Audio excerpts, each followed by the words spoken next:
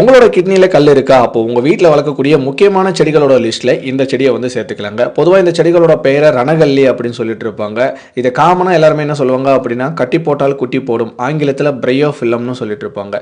இந்த செடிகளை சின்னதாக ஒரு இலைகளை மட்டும் எடுத்துகிட்டு போயிட்டு ஒரு த்ரெட்டில் நான் சின்னதாக இருக்கும்போது கட்டி தொங்க விட்டுட்டு இருப்போம். அதனோட எட்ஜஸ் எல்லாமே சின்ன சின்ன கணுப்பகுதிகளில் புதிய செடிகள் வந்து உருவாகிடும். சின்னதாக லீஃப் கட்டிங்ஸ் மூலயமாவே இந்த செடிகளை உருவாக்கிட முடியும்.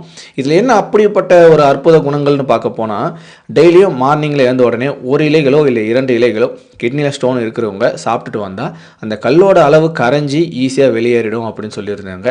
ஸோ கல் இருக்கிறவங்களா இருக்கட்டும் இல்லாதவங்களா இருக்கட்டும், ஸோ வருமுன் காப்பதே சிறந்தது அப்படின்ற மாதிரி இந்த இலைகளை ரெகுலராகவே நீங்களும் வாரத்துக்கு ஒரு 3 நாளைக்கு ஆச்சு 2 இலைகளை வந்து சாப்பிட்டுட்டு வரதா நல்லதாக இருக்கும்.